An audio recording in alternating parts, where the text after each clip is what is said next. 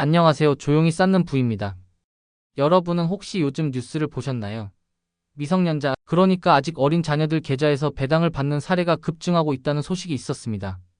심지어 태어난 지 0세, 갓난 아이부터 배당 소득자가 늘어나고 있다더군요.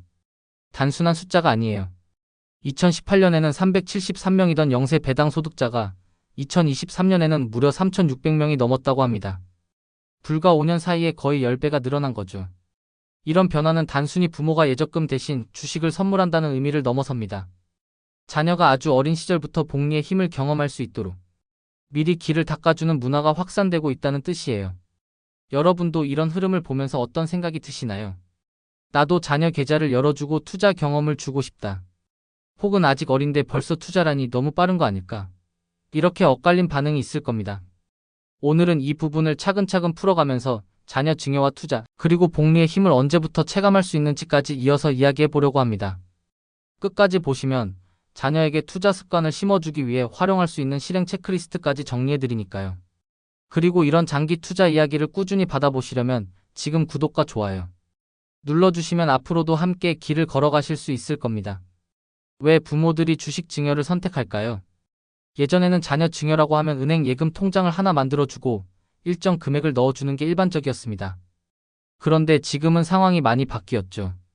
예금 금리가 낮아지고 물가 상승률을 따라잡기도 힘든 시대가 되었습니다. 반대로 주식은 단기적으로 변동성이 크지만 장기적으로는 기업의 성장과 함께 꾸준히 자산을 불려온 자산군이죠.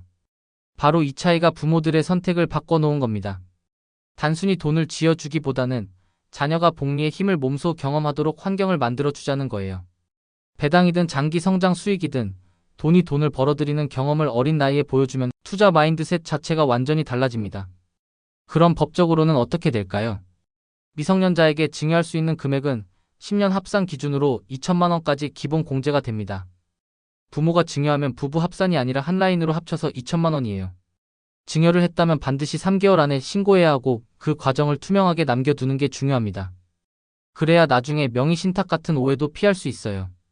실제로 국세청에서도 자녀 계좌를 부모가 마음대로 쓰는 걸 경계하거든요.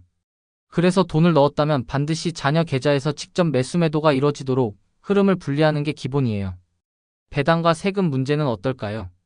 국내 주식 배당은 15.4% 세금이 원천 징수됩니다. 연간 이자 배당 소득이 2천만 원을 넘지 않으면 그냥 분리과세로 끝나지만 만약 그걸 넘어서면 금융소득종합과세가 적용될 수도 있어요.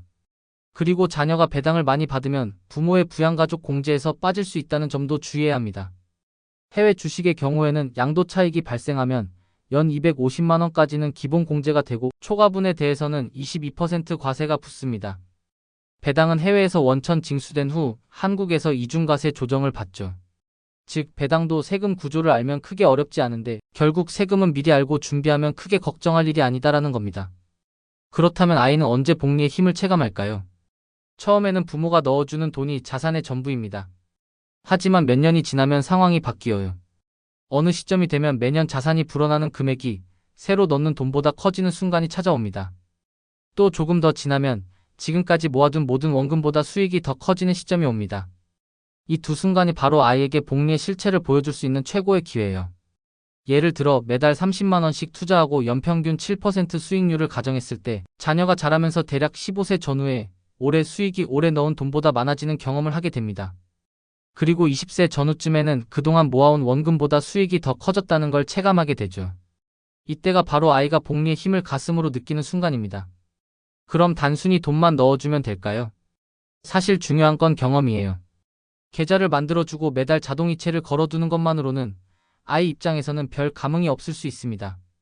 그래서 부모가 함께 투자 의식을 만들어주는 게 좋아요. 예를 들어 배당금이 들어오는 날은 배당데이라고 이름 붙이고 알림을 함께 확인하고 1분은 쓰고 나머지는 재투자하는 의식을 반복하는 겁니다. 그러면 아이는 숫자만 보는 게 아니라 돈이 돈을 낳는다는 사실을 생활 속에서 체감하게 됩니다. 또 하나 좋은 방법은 그래프를 함께 그리는 겁니다. 누적 불이백과 자산 평가액을 단순한 선 그래프로 두 개만 그려도 충분해요. 처음에는 불이백 선이 위에 있지만 어느 순간 자산선이 추월하는 순간이 오죠. 이걸 아이 눈앞에서 보여주면 책이나 강의보다 훨씬 강렬한 학습이 됩니다. 그리고 일정 금액이 쌓이면 리밸런싱 놀이도 할 수 있습니다.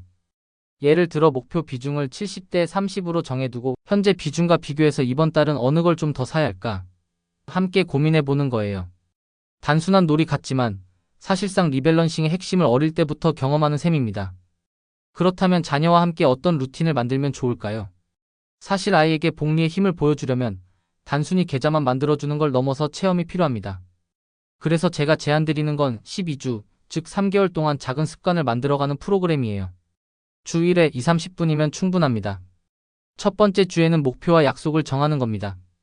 예를 들어 대학 등록금이나 첫 자본 1,000만 원 같은 목표를 함께 적고 매달 얼마씩 넣을지 정하는 거죠. 부모가 아이의 투자에 매칭 제도를 도입하는 것도 좋아요. 아이가 용돈에서 1만 원을 투자하면 부모가 1만 원을 더 얹어주는 방식입니다. 그러면 아이 입장에서는 작은 돈을 넣어도 크게 불어나는 경험을 하게 됩니다. 두 번째 주에는 계좌 로그인 투어를 합니다. 단순히 잔고를 보여주는 게 아니라 이건 내 돈이고 이 안에서 기업의 일부를 가지고 있는 거야라고 설명해 주면 아이가 실감할 수 있죠. 세 번째 주에는 첫 자동 이체를 설정합니다. 정해진 날짜에 자동으로 매수되는 과정을 직접 함께 눌러보는 거예요. 이때는 특별히 복잡한 상품보다 전 세계 주식형이나 미국 지수, ETF처럼 단순하고 큰 틀의 종목으로 시작하는 게 가장 좋습니다. 네 번째 주에는 아이가 좋아하는 브랜드를 관찰 대상으로 정합니다. 예를 들어 게임을 좋아하면 엔비디아, 음료를 좋아하면 코카콜라 같은 브랜드죠. 이걸 포트폴리오에 직접 담을 필요는 없어요. 대신 이 회사가 돈을 벌면 주가가 오르고 그 일부가 주주인 우리에게 돌아온다는 흐름을 알려주는 겁니다. 다섯 번째, 여섯 번째 주에는 배당을 경험하게 합니다. 배당금이 들어오면 알림을 함께 확인하고 일부는 써보고 나머지는 재투자하는 의식을 만들면 좋습니다. 예를 들어 배당금의 10%는 아이가 원하는 경험에 쓰고 90%는 다시 투자하기 같은 규칙을 만드는 거죠. 이때 아이는 단순히 돈을 받는 게 아니라 돈이 다시 일하는 과정을 눈으로 보게 됩니다. 일곱 번째 주에는 그래프를 만들어 봅니다.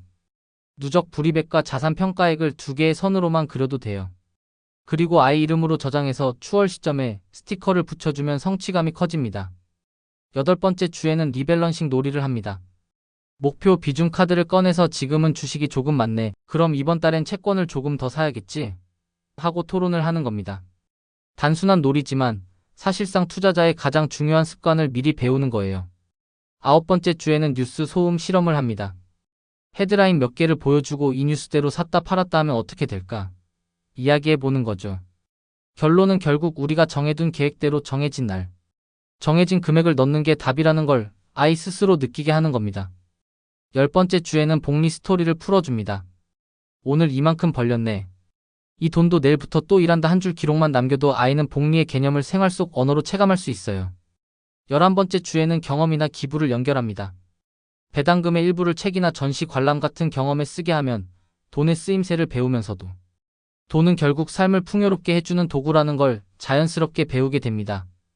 12번째 주에는 회고를 합니다. 그래프를 업데이트하고 아이가 느낀 점 3줄, 다음 분기 목표 1줄을 적는 거예요. 이렇게 짧고 단순한 회고가 습관을 굳히는데 정말 큰 힘이 됩니다.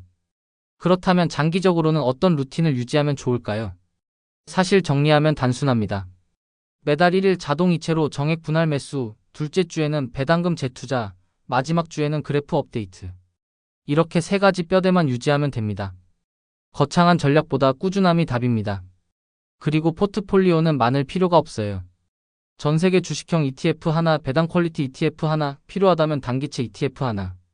많아야 3개면 충분합니다. 리밸런싱은 6개월이나 1년에 한 번 정도면 되고 매매는 최소화하는 게 오히려 장기적으로 유리합니다. 결국 자녀에게 보여줄 수 있는 최고의 선물은 뭘까요? 그건 돈 자체가 아니라 돈이 굴러가는 과정을 눈으로 보고 직접 체험하게 하는 것입니다. 복리는 설명하는 것보다 보여줄 때 그리고 직접 느낄 때 훨씬 강력하게 다가옵니다.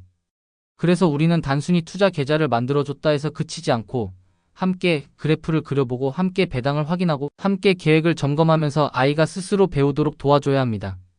그렇게 시간이 지나면 어느 순간 아이는 깨닫게 될 겁니다. 이제는 내가 돈을 버는 게 아니라 내 돈이 나를 위해 일하고 있구나. 바로 그때가 복리의 힘이 아이에게 새겨지는 순간입니다. 조용히 쌓는 부, 마음이 편안해지는 투자 이야기. 이 영상이 도움이 되셨다면 구독과 좋아요로 함께 해주세요. 여러분의 투자 여정에 작은 힘이 되겠습니다. 오늘 내용은 정보 전달을 위한 일반적인 내용입니다. 최종 판단과 책임은 투자자 본인에게 있습니다. 오늘도 조용히 쌓는 부와 함께 해주셔서 고맙습니다.